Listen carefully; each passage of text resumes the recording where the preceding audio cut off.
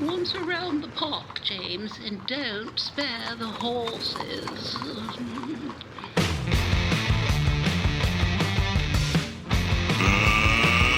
Let's get ready to rumble! It's showtime. Indeed it is. It's showtime. Here we go. We are, well, about less than 2 weeks to the most embarrassing day of the year. It's Boxing Day, right? And when you put all the garbage out of the curb after Christmas, oh my God, it's the most embarrassing day of the year at our house, because you realize all the stuff that you had under the tree and the kids tore through and everything else. So it's coming, folks. We're on our way to making the turn for Christmas. It's On the Ledge, your Ontario Politics podcast. Last week was the most wonderful time of the year. We talked about the Auditor General's report for the opposition and the press gallery.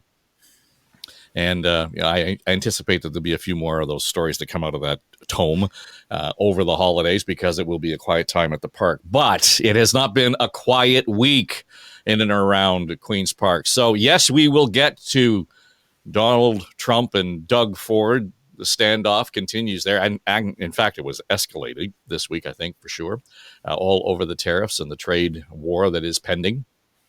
But I do want to get to the housing issue, because as we record, we're going to see the legislation today, I think, on the homeless encampments. The question around just the housing starts, the crisis there, the problems that we're facing. How are we going to actually get around all of this? It's great to have programs and plans, but unless we're putting shovels in the ground and building homes, it's not going to solve any kind of problems. And then I do want to get to Bonnie Crombie's plan for housing and the provincial land transfer tax exemption for new home buyers and seniors. Does it help? Does it work? Is it a flash in the pan? Well, let's get around to it. We've got the crew around the table here on the ledge. John Wright is here with us this morning. He is the veteran pollster and co-founder of On the Ledge. Keith Leslie joining us from his cave in Antigonish, Nova Scotia, and of course a longtime observer at Queen's Park. And you hear and see him on CHTV in Hamilton. Kathleen Wynne, former Premier of Ontario, might have a thing or two to say about what Bonnie Crombie's up to. And, well, we just lost Tim Hudak, but we know he's around. So we'll wait till Tim Hudak pops back into studio here. He's having internet issues. We had that problem last week with Anne-Marie Aikens. We were doing the show Now and Next, and Anne-Marie was trying to talk to us from the Via train. We got her on, but it was in and out. So we'll make sure we pop Tim into the studio as soon as he's back in here with us. Kathleen, I don't know if you had a chance to read Ed Keenan's piece in the Star this week, and I thought it was really important. And you know, the headline is a good one insofar as he's telling us there are solutions. There's a simpler, cheaper way to solve homelessness in Toronto, but there's one catch. And he goes on to detail all of the really robust programs and the ideas and the initiatives and the commitments that governments have had over the years. The bottom line is, we got to build housing if we're going to solve housing, and we're just not doing it. So I appreciated Ed's article, and I think that the takeaway from it for me was, as others have said, we actually know what to do. We know what to do. It's not a mystery. But it's getting all of the ducks in a row. And I think that there's another catch, which is that we need to be better about building a continuum of housing. There isn't one solution. It's not just that the government has to build more housing. It's not just that we need to get developers on side. It's not just that we have to have inclusionary zoning. There's a whole range of things that we have to do. And I have been talking with folks about plugging those gaps. So there is a good program in Toronto where, and I've heard city councillors talk about it, people like Shelley Carroll, where people are moved out of encampments into homes, and there is support. So that housing first policy is in place. It's just not robust enough. There aren't enough. It doesn't move fast enough. And there are other solutions like tiny homes, for example. There are examples in Waterloo where there have been communities of these tiny homes built. They're not that they're not the ultimate solution. They are a transitional option, and they, I think, things like that can fill a gap and get people out of a tent in a campsite or tent in a park and get them into a building. But the final thing I would say is that none of this works unless there are the other supports in place. So whether it's addiction treatment, whether it's mental health supports, those are the kinds of things that allow people to stay in a home once they're there, because otherwise the cycle continues and people end up on the street again or in a camp. So we know what to do. It's a matter of the political will to do it. Yeah, John, it's kind of like the conversation we had a week or so ago about congestion. There's no one solution, and you can't not ignore them all in order to have a final solution. You've got to really look at it and say, this is the cycle of homelessness. This is the cycle of affordable housing. Yeah, I guess you divide it into different groups of people who are affected by this. There are home-starved people, so there are people who don't have any mental or health issues, but have, for whatever reason, they can't afford to go into a house and they have been displaced. They may even be refugees who have come to this country and they have no place to go, and they're trying their best to move forward. There are those who are genuinely homeless because they have certain conditions that have to be remedied as well. And then there are people who may be in a temporary situation, which, going from place to place, just don't have a place to live. And, I saw City Council this week in Toronto saying that they were going to expand the shelter system. I think within the next few years, they're trying to get 1,200 spaces that are going to be open. But I reflected on this the other day. I had to go down to a camera shop down at Queen and Church in Toronto. And so I parked across from St. Michael's Hospital and I walked down to just past Church Street. And the amount of people who, are doing open needle injections, who are sleeping on the streets. It was remarkable.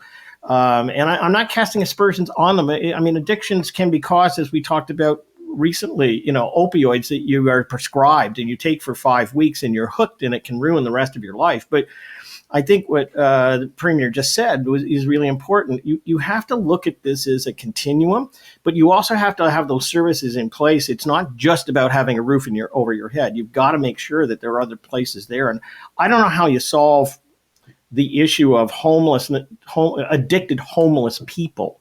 But boy, oh boy, I could sure see it walking that stretch of about 2 to 3 blocks. It is remarkable. And even if you supply a home or a house or some temporary shelter, that's not going to solve the issue for them. Yeah, and Tim Hudak's back with us. I don't know how much you caught of that conversation, but we were talking about Ed Keenan's piece in the Star this week, just to sort of launch the discussion, Tim. It's not that we don't know what to do about homelessness. It's just that we're not. It's not even about homelessness. It's about housing. And I say, I don't, not to diminish homelessness, but the idea that we know what to do to deal with the housing crisis. We're just not building enough houses.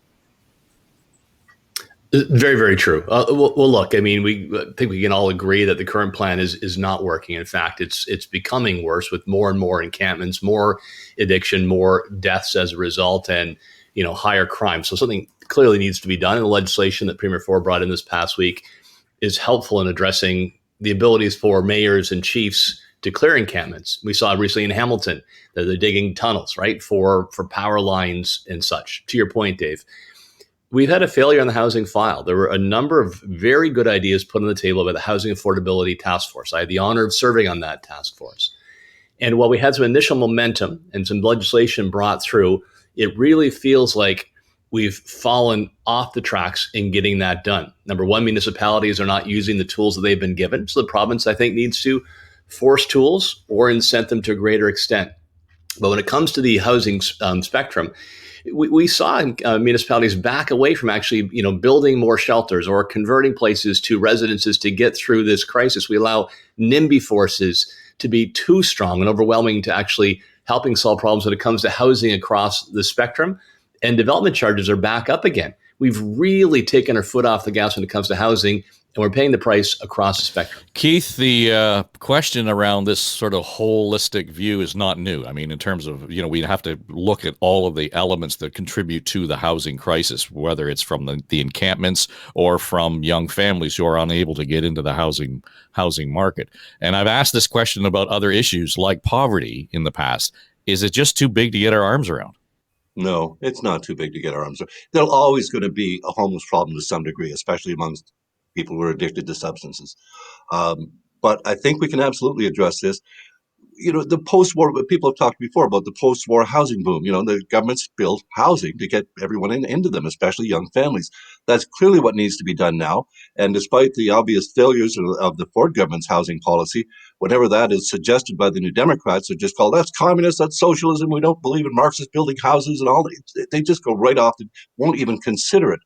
Well, why not? Because as the focus of that article said, you can't have housing first if you don't first have housing. So if we don't build the housing, the private sector is obviously not doing it. They're literally sitting on the sidelines this year, a lot of the developers, because it's just not worth it economically. They can't get the prices they want, the land's doing all these deals.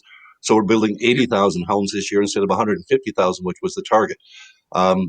Way off. The whole policy is a failure. Yes, as Premier Wynne pointed out, there will have to be all the obvious supports once they get them in the house. But it's much easier to treat someone who has a roof over their head than it is someone who's in a camp, in a tent, in a park.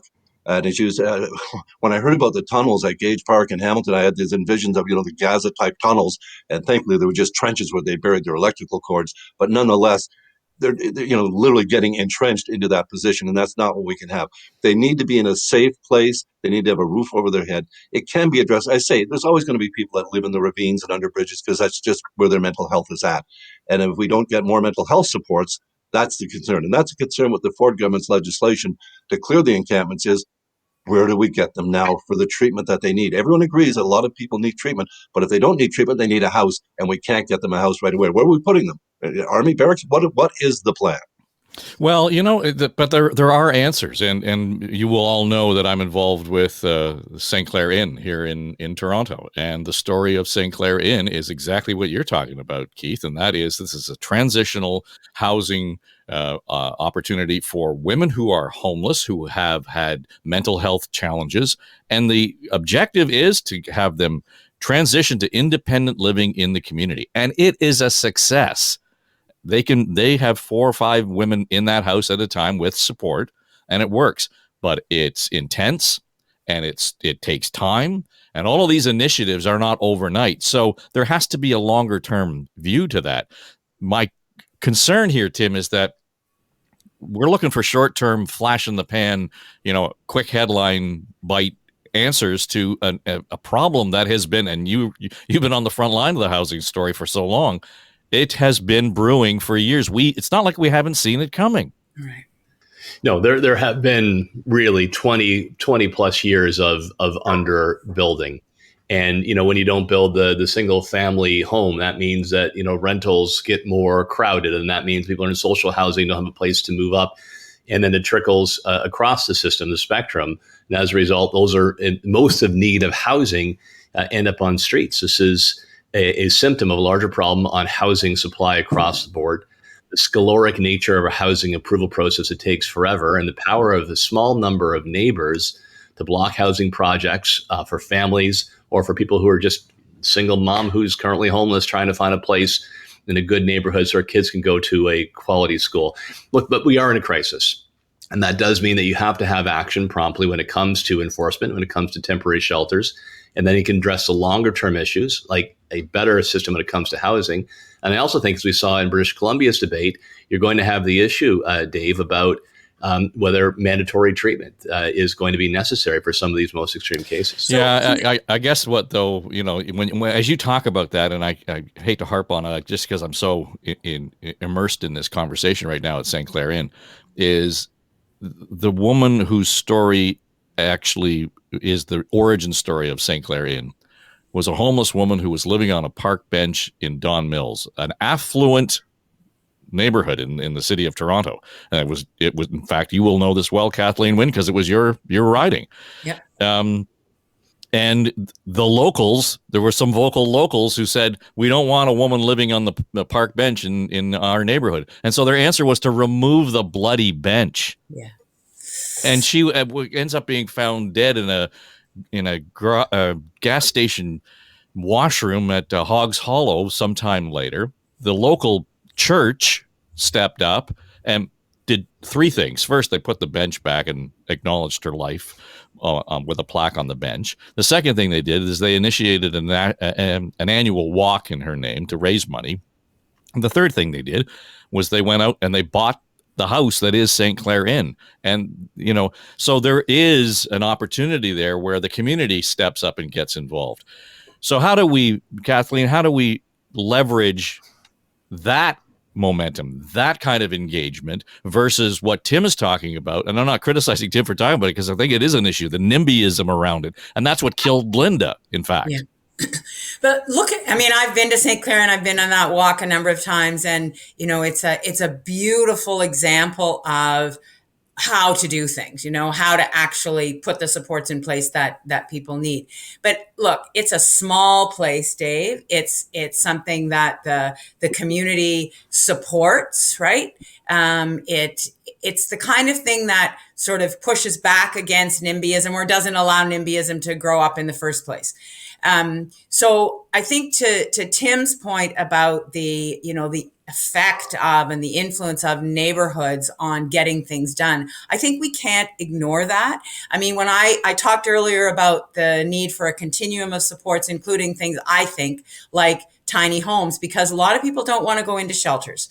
You talk to somebody in the tiny home movement and they will say the most important day for the people who move in is that they get a key. They get a key to their, 8x10 room that they can lock the door and it's private, safe space. So that kind of solution needs support from communities. And the biggest problem that the tiny homes movement has is finding land that will allow them to put up, 30 of these tiny houses without neighbors freaking out, basically, because it's different than building a shelter, but it's the same population. And so I don't disagree that there needs to be bold action. I would just say that saying that which is what this government is doing, giving municipalities the extra powers to move people out of parks,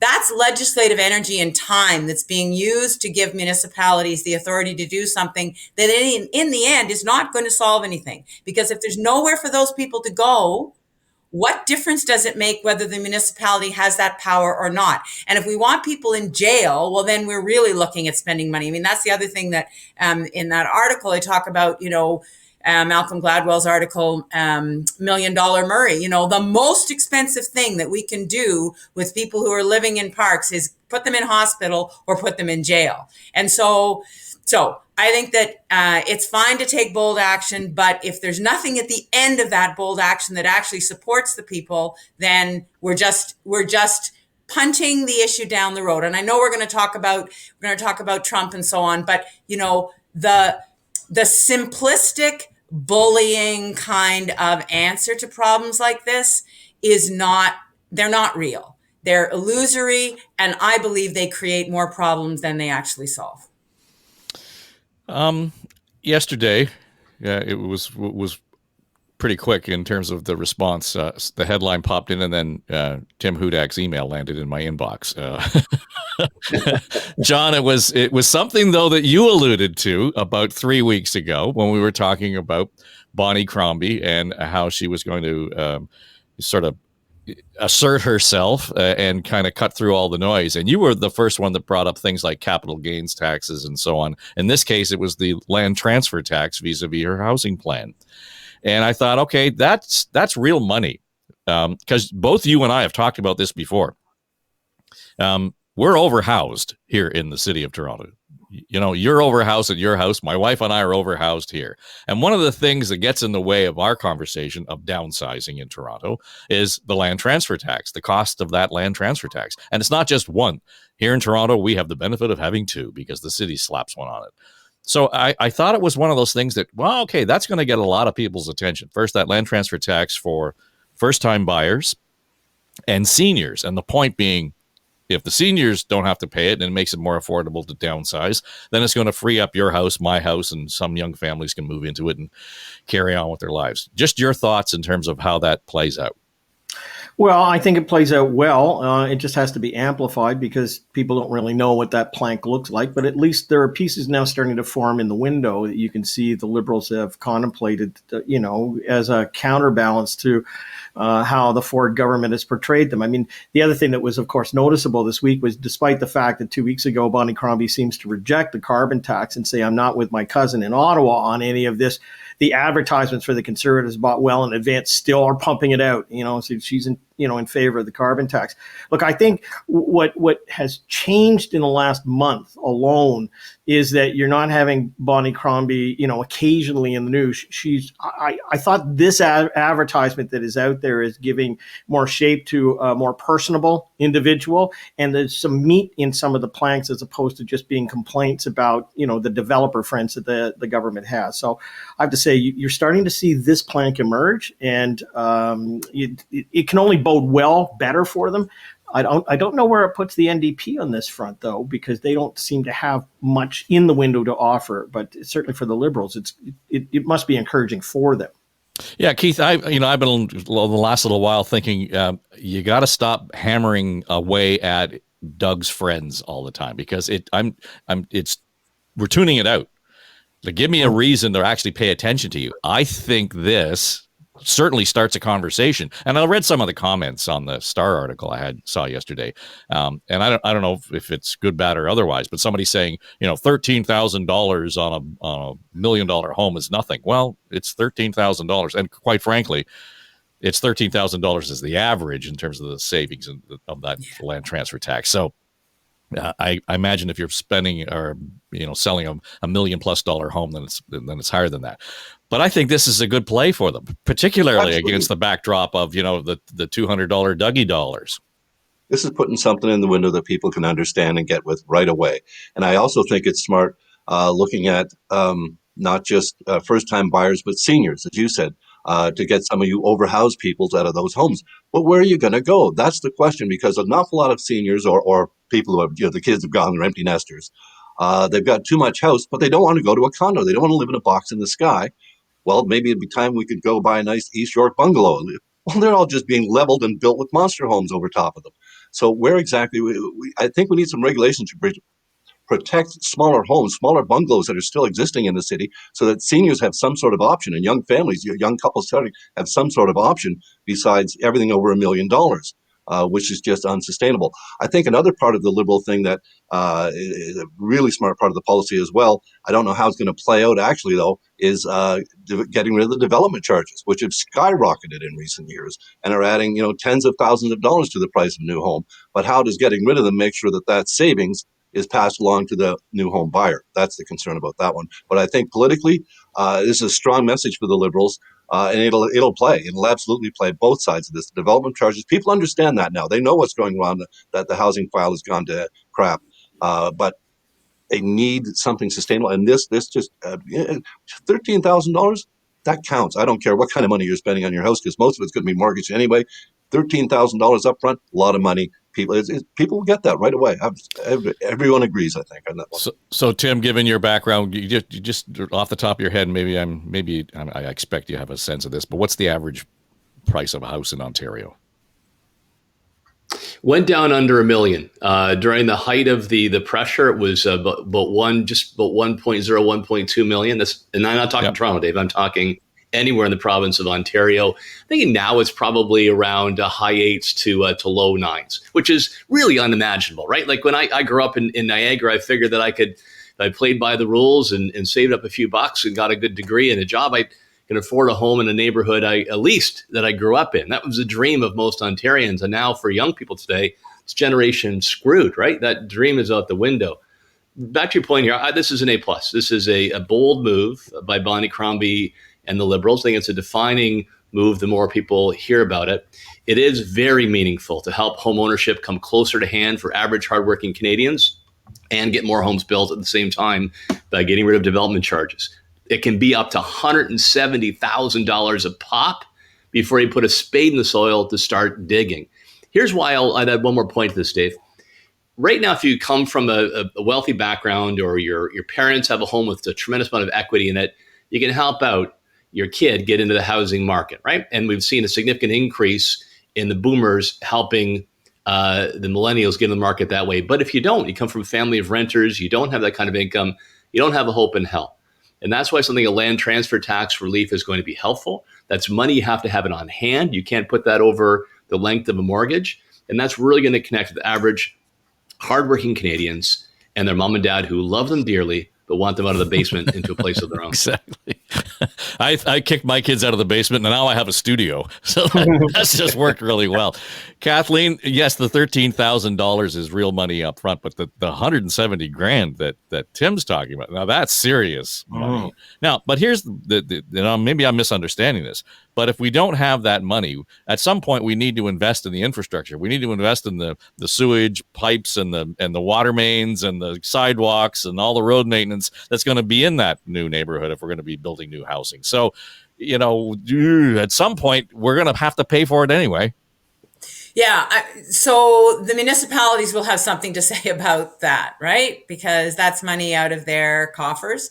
But I think overall that it's really good to see this kind of substance coming from the team. I mean, obviously I'm biased. I'm glad that that's happening. But I also think that these are issues that are really on point for people who are paying attention to housing issues and people who are trying to buy, young families who are trying to buy. So I'm really pleased with this. The underpinnings of it, as you're suggesting, Dave, there are lots of questions about how does that hole get filled in terms of the infrastructure that needs to be built and the municipalities being kept whole. I think that's another question. And for sure, the Association of Municipalities of Ontario will be asking the Liberal team, asking Bonnie Crombie what that all means. But this is a substantial piece of policy that I think should signal to people in Ontario that Bonnie Crombie's team is going to have a lot to say about what the future of the province looks like, and as I would expect. Well, speaking of having a lot to say about the future of the If I had a quick, go ahead. point on that, do you mind? Yep. This is a nice connection. Listening to the Premier Wynne speak there, when I left politics and went to become CEO of the Ontario Real Estate Association, the Premier made me remember we actually worked on this issue when the housing affordability issue started to rise, and Premier Wynne, to her credit, increased the land transfer tax rebate to help people get in the housing market. So that was a nice way we worked together in those early days. The last point I want to make here, Dave, is let's not forget the Landlord-Tenant Board as well. That's part of the Crombie pronouncements here to fix it. It is badly broken. It is not serving mom and pop landlords where this is their savings and retirement that they get some professional tenant staying and not paying the rent and damaging the place. It does not help that single mom who's got her kids and looking for a decent rental because it's blocked by somebody else. It takes forever to get these things through the system. You got to fix that. I'm hearing more and more from both renters and landlords how badly broken the Landlord-Tenant Board is. And she's also talking about phasing in rent control. I don't know what that exactly means, but we had rent control in place. It was lifted by the Ford government on buildings built after 2018. So, I think that some kind of recognition that rents are also unattainable for people I think that's an important part of the plan as well. But I don't know exactly what she means by phasing in. Well, cost of rentals is one thing, but it's also a capacity issue, isn't it? You mean the actual existence? The availability. Yeah, right? Exactly. And the degree to which we're actually building, rental purposed buildings is another issue. But yes, again, I think this is one of those things where it certainly has caught the attention, and I like the idea here, and I'm not cheering one way or the other, but I like the idea that we're having a substantive conversation about something other than Doug's friends filling their pockets, because I think that bell has been rung, and I'm not sure it's going to have all that much effect. Having said that, the Premier front and center this week again. Now, last week, you will remember, we were commenting on Premier Ford's appearance on Fox News to talk about tariffs, et cetera, and the Trump trade threats. And the anchor on Fox brought up the idea that, well, the president-elect had joked at Mar-a-Lago that Canada could just become the 51st state. Well, the president has a good sense of humor, and, it's a funny comment. I guess he's still upset that, in 1812 we burnt down your White House, and he's holding a grudge after 212 years. But I understand he's a funny guy. Yeah, he's a funny guy, except then Sunday, this past, he's on Meet the Press, and I don't know, it just didn't ring kind of like a joke. We're subsidizing Canada to the tune of over $100 billion a year. We're subsidizing Mexico for almost $300 billion. We shouldn't be subsidizing. Why are we subsidizing these countries? If we're going to subsidize them, let them become a state. We're subsidizing Mexico, and we're subsidizing Canada, and we're subsidizing many countries all over the world. And all I want to do is I want to have a level, fast, but fair playing field. Level, fast, but fair playing field. The premier was hosting a call with the first ministers this week, and at Queen's Park, he updated the media on the tenor and the tone of that call, and basically said, we're rolling up our sleeves. We need to be ready. We need to be ready to fight. This fight is coming 100% on January the 20th or January 21st. We don't know what extent this fight's going to go to, but we need to line up everything that we're going to tariff and make sure that the tariff, the money that's coming from these tariffs, don't go into a federal bank account sitting there somewhere. It needs to be immediately distributed right across the province equally, and we'll be able to support the companies, the factories, the workers for any issues that they're facing at the time. So he's looking, of course, on this side of the border, making sure that the Canadian businesses, et cetera, are taken care of. But was asked, if we retaliate and we've got our list ready to go, what does that mean? We will go to the full extent, depending how far this goes. We will go to the extent of cutting off their energy, going down to Michigan, going down to New York State, and over to Wisconsin.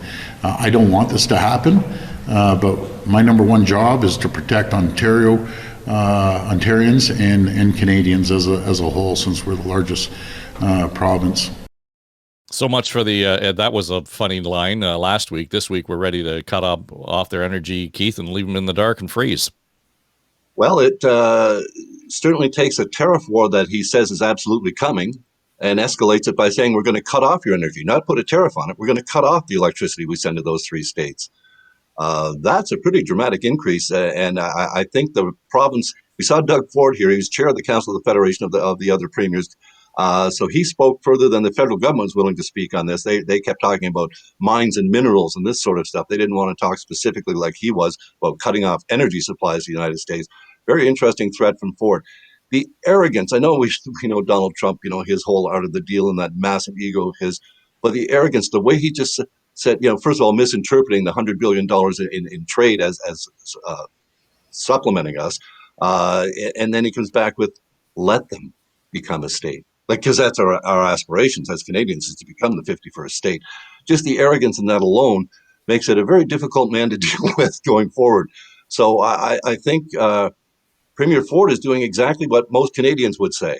He's taken that populist stance again. Well, screw them. We'll cut off their energy. It's not just we'll pick the strategic. In the last time in Trump's first administration, we picked Kentucky bourbon because Mitch McConnell represented Kentucky. Things like that, strategic tariff retaliation. This time looks like we're going to take it right off the bat. He wants to play hardball. Doug Ford apparently wants to play hardball too, despite the fact he was willing to take a joke the first time.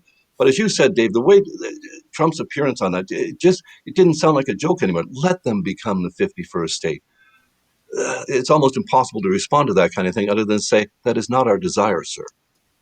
Well, John, back to your LinkedIn post there a few weeks ago, that this is kind of getting at that. Your note was that this isn't necessarily about the trade specific, the issues around it. It's using language around trade to incite this kind of reaction first, but it's quickly and dangerously can get off the rails. Yeah, it can. I want to mix metaphors in a way here. I think it's like playing three-dimensional hockey. You got to play the puck and not the man, right? Like, we're not attacking him. The premier wasn't attacking him on, whether we want to be the 51st state. We have to take the policy initiatives here to make sure that we're in the right frame to respond effectively. The three dimensions, though, I mean, look at, on one hand, the federal government hosted, the Freeland and LeBlanc hosted the meeting with the premiers. And they had to deal with the prime minister's comments on Kamala Harris and the election of the fallout there. I don't know, other than the fact that he just thinks everything is a domestic message. He shouldn't have done that. But having said that, you've got, the federal government is kind of the good cop in all of this. And then you've got now Captain Canada, who's leading the premiers. And we'll see what comes out of the meeting this coming Monday on it. But he's putting some real teeth into this. Danielle Smith will probably have a very different approach to it because it's the energy patch there, and you're not going to have her, saying, well, we're not going to send oil south of the border. But I also framed this, though, on that third dimension that we're headed into an election, possibly an election window. And this is something that the premier, in fact, is also going to say, I want to mandate for. I want to make sure that we are strong at the table. I think this is a key part of the plank that he could have. But it just shows that this is a very complicated file.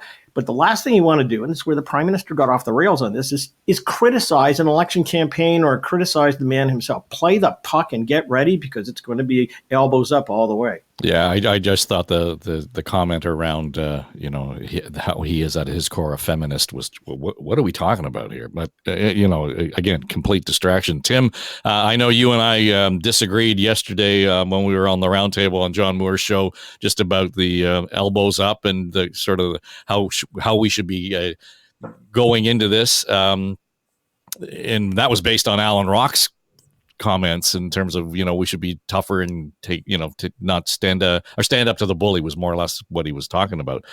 Now we hear from the premier, good, bad, or otherwise. It strikes me that we had a good strategy and then we've quickly moved off strategy. And I think that's long-term danger. So let me explain by what I mean by that. First, I get it for domestic audience, right? Standing up to the American bully and standing up to Trump and all of that. I'll look forward to talking to more people about it, but I suspect that has appeal. But that's short term, and I think it's fleeting and doesn't help advance the ball in the States by fanning the flames and getting involved in any kind of Twitter war with President Trump. I think we should bring to the table our plan to address the issues that President Trump's brought forward, but a lot of Canadians share, making our border stronger in both directions, fixing a broken immigration system, and doing more to support our defense. And then engaging with other decision makers, governors, senators, et cetera, to say, look, if we get into a tariff war, here are the consequences that doesn't help out your constituents. The calm, sort of rational, long-term plan approach at the end of the day. Look, I think you take President Trump seriously, but you don't take him literally. A 25% tariff increase would prove disastrous for their supply chain and increase their costs of energy substantially. I don't think that's going to happen. But I do worry about throwing more gas to the flame, even if it appeals to Canadian voters in the short term.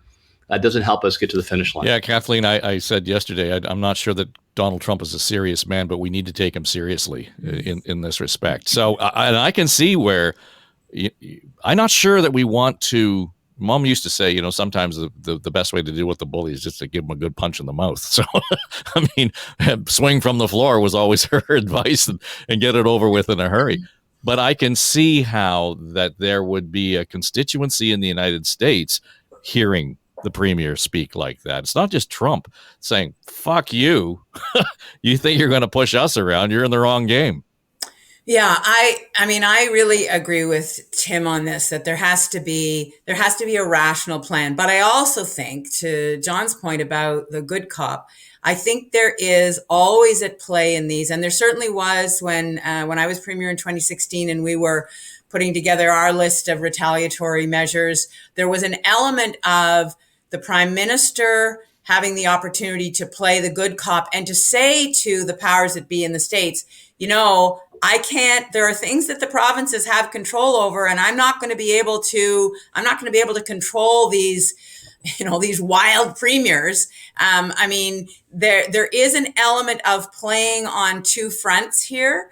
And I think that whether Ford had a conversation with the Prime Minister's office before he said what he said, probably not. Who knows? I have no idea. But there is light between what Ford is saying and what the Prime Minister is saying, and that's okay. I really think that's okay in this kind of negotiation, because the Prime Minister he's got a different role in this. The provinces have some very specific things that they are going to bring to the table. I personally think that threatening to shut down power to the Eastern Seaboard is a crazy kind of thing to say. I don't think it's helpful, but there's an element of, people want to hear that we've got strength and that we're going to try to out-bully Trump, which I don't think is possible. But I guess there's a constituency for that. And certainly Ford is built for that. Doug Ford is built for bullying somebody. And so this is kind of a game that I understand, would want to play. I just hope that, that the broader strategy at the federal level is to do exactly what Tim is saying, to bring forward the consequences of a 25% tariff, have that real conversation that corporations in the United States and governors and representatives in Congress are going to all have opinions about, that what we bring forward dovetails with the best interests of Americans as well. If I can just make one comment, about the remarks that the Prime Minister made at the Equal Voice event around the misogyny in the election. Whatever, maybe it was ill-advised, but I just want to say that there is no denying that there's systemic misogyny in our society and in the American society. And if you guys want to argue with me about that, I'm happy to have that discussion. But that's probably what the Prime Minister was getting at, that we are, that we're stepping back. Whether that's why Kamala Harris lost or not, I don't know. There certainly were people saying, I'm not voting for her because she's a woman, and there were 9 million votes that kind of went missing. So who knows? But don't tell me that there's not a new permission for misogyny that started in 2016, maybe with Trump, or maybe it's just part of the backlash that we're experiencing in terms of progress that's been made on social issues for the last 50 years. I don't know, but systemic misogyny exists. And whether the Prime Minister said it in the words that were palatable to the men, who are listening, the fact is it exists. And, we haven't come as far as we should have in I'm 71. So in the 60 years that I've been fighting this battle. So let me suggest though that for a second, last week we commended Justin Trudeau for being prime ministerial in terms of his posture and how he managed the going down to Mar-a-Lago and how he dealt with the opposition leaders. I don't think that scolding the Americans for not electing a woman, and that's how it came out, was necessarily prime ministerial. Well, that's how you heard it, Dave. Now maybe that's how everybody heard it, but it's not how I heard it. He was at a group. He was talking to a group of women who have been working for years on getting more women into politics. That's who he was talking to. He was talking to Equal Voice, and he was saying that's what happened in the States, and he was bemoaning that that's what happened because systemic misogyny exists. But I don't know that you can draw a direct line between what happened in the States and misogyny. But the point that systemic sexism exists, I think, is a valid one. Maybe he didn't say it the way it should have been said, but I believe that's at the core of what he was saying. Let me say I agree with you. I think his sentiments were right. As I said, I think it's meant for a domestic audience, and he was playing that card as he always has. So let's put that there. I think what it also emphasizes, though, the three-dimensionality of this whole trade issue, that you've got to be careful on how you're going to play the man as opposed to play the puck. And I think there's a couple of other things that we should consider in the next week or so. I mean, I don't know whether, Krista Freeland may be around in the next little while. She may be moved. Certainly, it's playing out in the press. Probably one argument that could be made is the only reason she remains as as Deputy Prime Minister and Finance Minister is because she is a woman and because she has been put there by a feminist Prime Minister, as he would say. But nonetheless, you can see the pressure mounting in the public domain about removing her or getting her out of that position. And she's the one that the president-elect has said that he doesn't like her. So that's one more thing we may look at a shuffle possibly. The other thing was an interesting snippet that came out. And it was a snippet. It wasn't widely reported, but the Conservatives, with their team, had already gone down to Mar-a-Lago as well. So the federal Conservatives are now genuflecting and having some conversations with the incoming Trump administration. So this is a very complicated file. I will be fascinated to see how the federal Conservatives begin to roll out their response to this. I mean, the House is rising. They don't have much that they have to do. But the reality is now we've got them who have made an overture to the Trump administration, and they may have a very different conversation on this level. Keith, I wonder what you're hearing vis-a-vis the lens from Atlantic Canada, Newfoundland, Labrador, because, early on when we had this conversation, it was that more or less to Kathleen's point around the interests of each province or region, and the premiers are going to have their say. We heard some strong language coming out of Atlantic Canada and Newfoundland, Labrador early on. Are you getting a sense of how this is playing? Oh, sure. And they're talking some strong language. The new New Brunswick premier was on last night, right after Premier Ford. And she talked about cutting off 320,000 barrels a day going to New England states from the St. John's refinery. So they're willing to play hardball. Absolutely. Is this the right move? The two elected politicians here have the experience, I think, to say it's a dangerous track to go off on so quickly, so soon. To have that ready in our backyard or in our back pocket to pull out that kind of thing. But this whole energy thing seems a bit over the top. But as I say, the New Brunswick premier, she's on the job a week or two, and boom, yeah, she's willing to go that far, that fast. So the premiers must have had a really interesting conversation yesterday with the prime minister on the phone, and perhaps to the point that's been raised already, we're going to let the provinces talk tough, and the federal government will just, sort of sit a little bit back and try, we're trying to work with you here. We want to do this together, but it's going to hurt us both so badly that we need to do this. We need to stem this, come to some sort of agreement on what we're going to do with tariffs. Do we need them this high? Whatever we're going to do, we need to come to sort of a deal. Just a side note back to my favorite point of the Fox interview with Doug Ford was, what's a progressive conservative? I've never heard of that before. And him coming back with, well, I'm a fiscal conservative, which is, again, should prompt a laugh line, but didn't, because he's the way he's spending. But the Fox people that are progressive and conservative, you can put that in the same sentence, just seemed too much for the Fox anchor to handle. Yeah, indeed. Tim? I was just going to point out one irony here. It's a bit of a sidebar, but do we not all see some sad irony in Prime Minister Trudeau talking about how women have it tougher in politics while simultaneously he and his team are undermining Chrystia Freeland as finance minister? Like in a really ugly fashion. Jody Wilson-Raybould, Jane Philpott, right, he's not exactly been a champion in action of some of these women. And look, if you don't like your finance minister, then make a change. But undermining her character, and then, running off to Mark Carney like he's some sort of Disney prince on a white horse coming into the rescue, I just find it a bit too much. Yeah, I'll say that that's absolutely true, and I think the voters see it too. Look, the Abacus poll this week had the Liberals at 18% in the polls, and that, according to when you look at the polling, that's the bottom. Mm-hmm. It used to be 25%. We're now at 18%. So right now, this plane is flying into a mountain in the midst of fog. It's only going in one direction, and he's basically run out of time to try and even get another leader in place. So I agree with you. I'm sure that the audience sitting there listening to him probably had the same view. Well, David Hurley will say that he doesn't know where the bottom is, John. So, and I just, to that point about a new leader, there's still time to have a new leader. I mean, just in terms of the mechanics.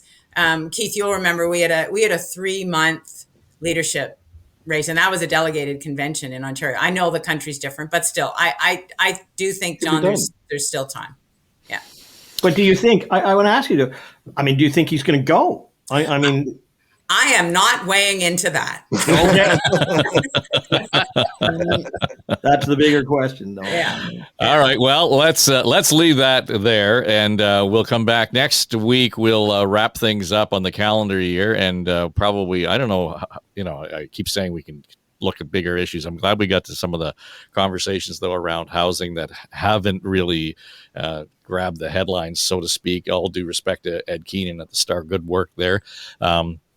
But we need to be having these broader conversations. But who knows what's going to come out of Doug Ford and Donald Trump. So thanks to John Wright, Keith Leslie, Kathleen Wynne, Tim Hudak, and they are, of course, our crew around the table on the Ledger Ontario Politics podcast. And the only thing I wonder as we hear Premier Ford, being very forthright and strong on this file, if he's saying that in public, what's he saying behind closed doors?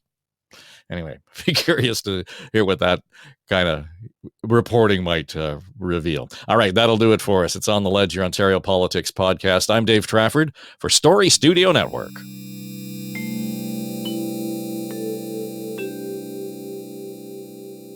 This is SSN. Story Studio Network.